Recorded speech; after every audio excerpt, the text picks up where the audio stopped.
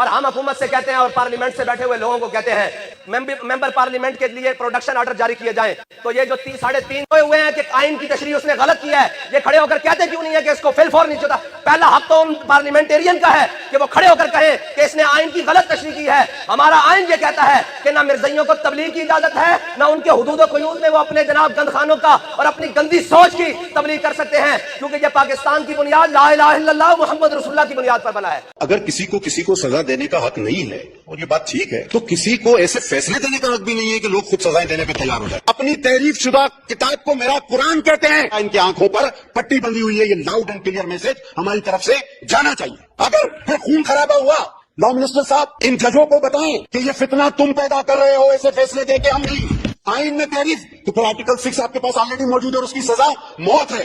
چاہے کتنا ہی لمبا کالا کوٹ آپ پہن لو, چاہے کتنے ہی لوگوں کو آپ نے پھانسی پر چڑھا دیا ہو, آپ ہمارے ایمان پر حملہ مت کرو.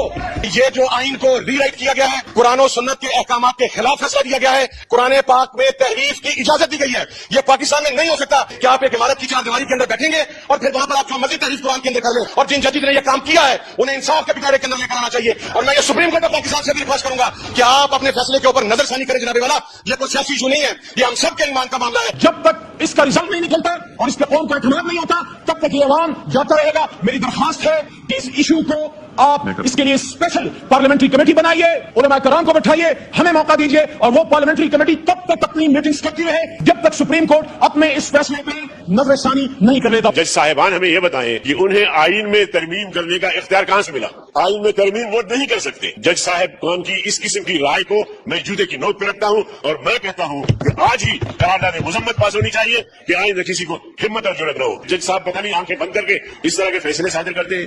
چار دیواری میں جرم ہو اس کی نوعیت اور ہے, کھلے عام ہو تو اس کی نوعیت اور ہے. میں تو سمجھتا ہوں کہ چار دیواری کے اندر جو جرم ہوتا ہے اس کی سزا زیادہ ہونی چاہیے, اس لیے کہ وہ چھپ کر کام کرتا ہے, لوگوں کے نظروں سے چھپ کے کام کرتا ہے, جرم کا ارتکاب کرتا ہے, اور اس لیے سے کرتا ہے کہ میرا یہ جرم چھپ جائے.